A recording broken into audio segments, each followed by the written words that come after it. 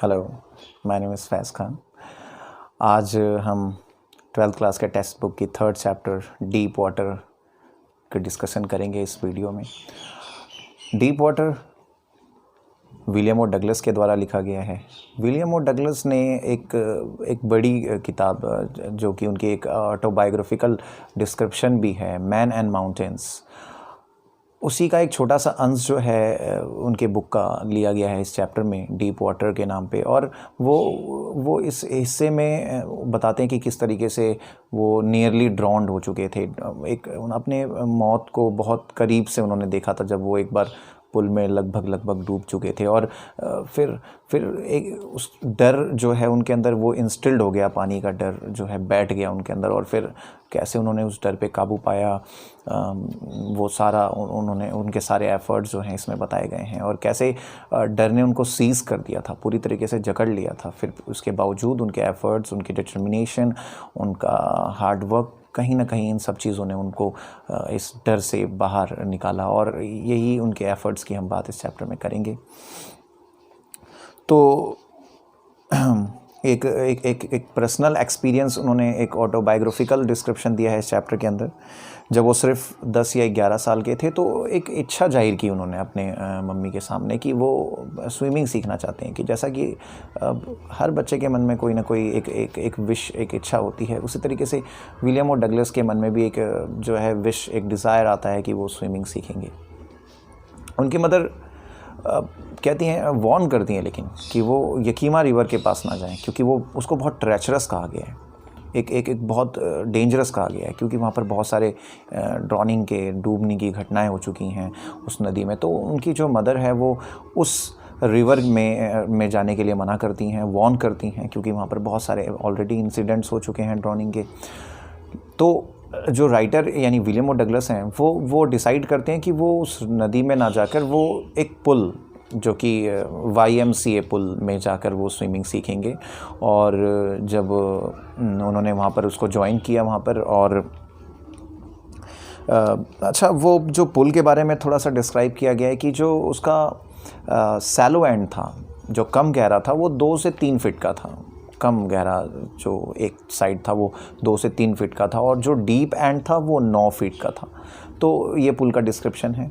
और फिर वो धीरे धीरे वहाँ पर उन्होंने स्विमिंग सीखना शुरू किया, और वहाँ पर उन्होंने वाटर विंग्स जो दिए जाते हैं हेल्प के लिए, वो यूज़ करना शुरू कर दिया। हालांकि उनको थोड़ा समय लगता है उसको थोड़ा सा कंफर्टेबल वहाँ पर होने के लिए, क्योंकि वो बहुत ज़्यादा शाय थे, क्योंकि अपनी फ़िज़ीक को लेकर थोड़े से स्किनी थे। तो एक साइनेस था उनके अंदर, बहुत स्किनी होने के वजह से। तो उनको थोड़ा सा समय लगता है वहाँ पर सब चीज़ें उनको एडॉप्ट करने में। तो लेकिन धीरे धीरे वो दूसरों की कॉपी करने लगे, और फिर उसके बाद उन्होंने प्रैक्टिस करना शुरू कर दिया। तो वो थोड़ा थोड़ा अब कंफर्टेबल फील होने लगे थे पानी से। अच्छा, एक रीज़न और भी है कि क्यों ये उनके लिए बहुत हार्ड था, एक मुश्किल भरा था स्विमिंग सीखना। क्योंकि जब वो सिर्फ 3 या 4 साल के थे तो उनके फादर सी हॉलीडेज़ पे कैलिफोर्निया एक जो बीच है वहाँ पर लेके गए थे। और जो वेव्स होती हैं, जो पावरफुल वेव्स, उन्होंने उनको एक स्वेप्ट अवे कर दिया था, उनको गिरा दिया था। कुछ समय के लिए उनको लगा कि वो आउट ऑफ ब्रीथ हो गए हैं, वो लगा कि वो तो उनकी तो डेथ हो जाएगी ऐसे। मतलब वो पानी, वो लहरें उनको इतनी पावरफुल लगी कि वो वहीं से उनको, जो बचपन से ही 3-4 साल की उम्र से ही वो पानी इतना ख़तरनाक, उनको डेंजरस लगा कि तब से ही जो डर है उनके दिमाग में बैठ गया कि पानी इतना डेंजरस भी हो सकता है क्या ये तो हमारी सांस भी रोक सकता है, हमारी जान भी ले सकता है। तो वो जो डर उनके मन में इंस्टिल्ड हुआ था, बैठा था, वो जब वो सिर्फ 3-4 साल की उम्र के थे। अच्छा, उनके फादर को तो पता है कि वो इतने में नहीं डूबेगा, लेकिन फिर भी उन लहरों ने, जो पावरफुल वेव्स ने उनको जो गिरा दिया था, वो बहुत कहीं ना कहीं उनके दिमाग में घर कर जाती है कि ये तो पानी बहुत डेंजरस हो सकता है, होता है। ठीक है, तो यहाँ से वो डर जो है वो उनके मन में बैठ जाता है। तो धीरे धीरे वो कंफर्टेबल होने लगते हैं वहाँ swimming pool, YMCA swimming pool पे। लेकिन एक दिन एक और घटना हो जाती है जो उनके डर को और इन्हेंस कर देती है, बढ़ा देती है। एक दिन वो अकेले होते हैं वहाँ पर, थोड़े से जल्दी चले जाते हैं वो स्विमिंग पूल पे, तो वहाँ पर वेट करते हैं दूसरों के आने का, क्योंकि इतनी हिम्मत, इतना डेयर नहीं है कि अकेले उस स्विमिंग पूल के अंदर उतर जाएं और स्विमिंग करें, इतनी हिम्मत नहीं है अभी। तो वो डीप एंड के साइड पे, जो गहरा 9 फीट का जो साइड है, वहाँ जाके बैठ जाते हैं एक साइड पे और वेट करते हैं दूसरों का। वहाँ आता तो कोई नहीं है, लेकिन एक बिग ब्रूजर, एक मस्कुलर बॉडी वाला एक लड़का, टीनेजर आता है और वो उसको थोड़ी सी नॉटीनेस सूझती है, थोड़ी सी शैतानी सूझती है, और वो क्या करता है, वो विलियम और डगलस को उठाता है और tossed up into the water, पानी के अंदर उनको टॉस अप करते हुए, उछालते हुए फेंक देता है, जो डीप एंड है, जो 9 फीट का है जिस साइड पे, वहाँ पर फेंक देता है उनको। और विलियम और डगलस के लिए ये बहुत टफ था कि वो वहाँ पर स्विमिंग पूल में अपने आप को सर्वाइव कर पाएँ, क्योंकि उन्होंने अभी पूरी प्रॉपरली जो है वो स्विमिंग नहीं सीखी थी। अभी तो वो वाटर विंग्स का यूज़ करके स्विमिंग किया करते थे, और अब बड़ा मुश्किल हो रहा है कि वो कैसे बच पाएंगे सिटिंग पोजीशन में। जिस तरीके से वो बैठे हुए थे उसी पोजीशन में वो नीचे बॉटम जो सतह है उसकी तरफ जाते हैं, नीचे की तरफ, डरे हुए हैं काफ़ी। अच्छा, लेकिन एक चीज़ है कि उनका दिमाग जो है अभी वो काम कर रहा है, मतलब फ्राइटन है बट नॉट आउट ऑफ विट, डरे हुए हैं बहुत, लेकिन एक विट है उनके अंदर। अभी एक प्लानिंग चल रही है कि वो कैसे अपने आप को सेव करेंगे। और प्लानिंग ये है कि वो जब बॉटम पे जाएंगे, जब वो नीचे सतह पे जाएंगे, तो वो अपने आप को इस तरीके से जंप करेंगे, पैर मार के जंप करेंगे एंड ऊपर की तरफ आ जाएंगे, लाइक अ कॉर्क, जैसे बोतल की ढक्कन, सोडे की बोतल की ढक्कन जिस तरीके से ऊपर जंप करती है, तो उस तरीके से वो ऊपर आ जाएंगे, एक उस तरीके से आ जाएंगे। लेकिन ये ऐसा हो नहीं पाता है, जैसा कि उन्होंने प्लानिंग बनाई दिमाग में, ऐसा हो नहीं पाता है। जब वो बॉटम पे जाते हैं नीचे की तरफ, तो पैर उन्होंने मारा उस ज़मीन पे, सतह पर, लेकिन वो उतनी उस गति से वो ऊपर आ नहीं पाते, वो नीचे ही रह जाते हैं, मतलब वो सतह के ऊपर आ नहीं पाते हैं पानी के। तो ऐसा हो नहीं पाया जैसा उन्होंने प्लानिंग बनाई थी। चिल्लाते हैं अंदर, लेकिन उनकी आवाज़ जो है वो बाहर नहीं आ सकती, पानी के बाहर बिल्कुल भी आवाज़ नहीं आ रही। और जो वो येलो डार्क पानी था, जो जिस तरीके से वो बहुत उनको डराने लगता है, बहुत डर उनके मन में बैठ जाता है। एक तरीके से उनका जो लंग्स है वो बर्स्ट, क्योंकि वो पानी को स्वैलो भी कर रहे थे, वो निगल रहे थे पानी को, तो अब सफोकेशन हो रही थी, अब घुटन हो रही थी अंदर पानी के उस पुल के अंदर, अब घुटन हो रही है कि सांस नहीं ले पा रहे हैं, उनके लंग्स जो हैं वो बर्स्ट, ऐसा लग रहा है फट जाएंगे अभी। तो बहुत जो है पेनफुल एक्सपीरियंस देखा उन्होंने, और कोशिश की उन्होंने ऊपर आने की, पानी के सतह के ऊपर आने की, और आए भी वो एक बार, और उन्होंने मतलब एक रस्सी की खोज वो करने लगे वहाँ पर, या फिर कुछ रोप्स वगैरह कुछ मिल जाए जिससे हेल्प से वो बाहर आ जाए, ऐसा कुछ ढूंढने लगे, बट ऐसा होता नहीं है, कुछ मिलता नहीं है वहाँ पर। पैरालाइज फील करते हैं। अच्छा, पैर ऐसा लग रहा है कि इतने भारी हो चुके हैं, वो मूव नहीं हो रहे, वो कमांड नहीं कर पा रहे उन पैरों पर, और वो बहुत पैरालाइज हो चुके हैं। ऐसा लग रहा है कि वो काम नहीं करेंगे, अब पैरालाइज्ड हो चुके हैं पूरी तरीके से पैर, और रिजिड हो गए हैं, बिल्कुल सख्त हो चुके हैं बिल्कुल पैर। एक बार और उन्होंने कोशिश की, एक बार और वो बॉटम पे गए, सतह पे गए पानी के, और उन्होंने ऐसे ही जंप किया, लेकिन इस बार भी वो बहुत सक्सेसफुल नहीं हो पाए, और फिर वो पानी के नीचे ही रह जाते हैं सतह के। और अब उनका जो हेड है, अब वो थ्रॉबिंग कर रहा है, और जो हार्ट है वो बीटिंग हो रही है। तो ये जो हेड की थ्रॉबिंग और हार्ट की बीटिंग है, वो दिखाती है कि अभी वो ज़िंदा हैं, वो उनको ये रियलाइज़ होता है कि कि वो अभी होश में हैं और वो अभी एफ़र्ट्स कर सकते हैं। बट उन्होंने एक बार और कोशिश की, एक थर्ड टाइम फिर कोशिश की, लेकिन वो इतने एग्जॉस्ट हो चुके हैं, इतने थक चुके हैं, टायर्ड हो चुके हैं कि वो जो विलियम और डगलस हैं वो फिर अब प्रयास नहीं कर पाते हैं, अब वो एफ़र्ट्स नहीं डाल पाते हैं अपने आप को। उन्होंने बहुत कोशिश की, बहुत हाथ पैर चलाए, बहुत इधर उधर किया, लेकिन वो नहीं, कोई सेफ गार्ड उनको वहाँ पर दिखाई नहीं देता कुछ। तो अब उनके जो प्रयास हैं वो बंद हो जाते हैं। अब सारे प्रयास उन्होंने बंद कर दिए, कोई एफ़र्ट्स नहीं दिया। अब वो बेहोश होने लगे धीरे धीरे। वो ऐसा लगा कि वो सतह के नीचे, सतह के ऊपर ऐसे लाई डाउन हो गए, बिल्कुल लेट से गए, और अब उनके दिमाग में कोई ज़्यादा टेंशन नहीं है। अभी जितना वो पैनिक हो रहे थे इससे पहले अपने आप को बचाने के लिए, अब उनके अंदर ये पैनिक नहीं है। अब वो बहुत बहुत रेस्टफुल हैं। अभी जो वो रेस्टलेस थे, बेचैन थे, अब वो बिल्कुल शांत एकदम लेट गए हैं। ऐसा लग रहा है कि वो अपनी माँ के जैसे गोद पे कोई बच्चा सो जाता है, इस तरीके से वो उन पानी के सतह के ऊपर सो गए हैं। ऐसा लग रहा है कि लहरों के ऊपर वो सो गए हैं और अब उनके अंदर कोई ज़्यादा अब डर नहीं दिखाई देता है। अब जिस तरीके से वो इससे पहले इतने एफ़र्ट्स दे रहे थे तो बहुत पैनिक हो रहे थे, तो अब जो है वो नीचे लेट जाते हैं सतह पे और बहुत साइलेंस है वहाँ पर, बहुत शांत है बिल्कुल। अब उनके मन में, दिमाग में कोई डर जो है नहीं है।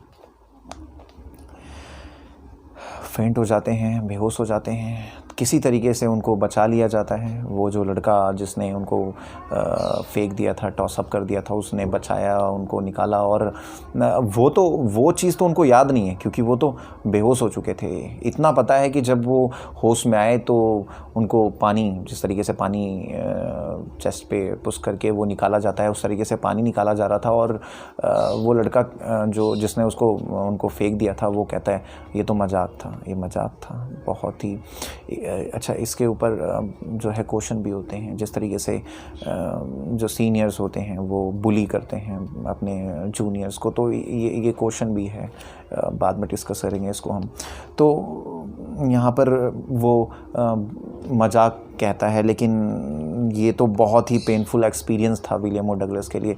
उनको फर्स्ट एड दिया गया और वो ट्रैम्बल, डर से कांप रहे हैं अभी भी, और स्टैगर करते हुए, लड़खड़ाते हुए वो घर की तरफ जाते हैं। और उन्होंने ये इस तरीके से, वो नाइट मेयर की तरह था, एक बुरे सपने की तरह था। उन्होंने उस दिन खाना नहीं खाया घर पे और पैर उनके रिजिड हो चुके हैं, बुखार हो जाता है उनको, तो बहुत बुरी हालत हो जाती है उनकी। अब उन्होंने पानी से पूरी तरीके से एक पानी को अबंडन कर दिया है, त्याग दिया है पानी को। अब वो पानी के किसी भी वाटर बॉडीज़ के करीब नहीं जाते हैं। एक डर अंदर बैठ चुका है पानी को लेकर। तो ये जो डर है वो इस मिस एडवेंचर की वजह से, जो ये दुर्घटना हुई YMCA पे, इसकी वजह से जो डर है वो और बढ़ जाता है। अब पानी के वो करीब नहीं जाते हैं, किसी भी वाटर स्पोर्ट बॉडीज़ की तरफ वो नहीं जाते हैं अब कहीं पे भी। अच्छा, कुछ सालों बाद वो लोगों को देखते हैं स्विमिंग करते हुए, कैनोइंग करते हुए, फ़िशिंग करते हुए, जितनी भी ये वाटर स्पोर्ट्स होते हैं उनको वो करते हुए देखते हैं, तो वो बहुत मिस करते हैं इसको। बहुत एक हैंडीकैप कंडीशन लगती है उनको कि करना चाहते हैं लेकिन कर नहीं सकते।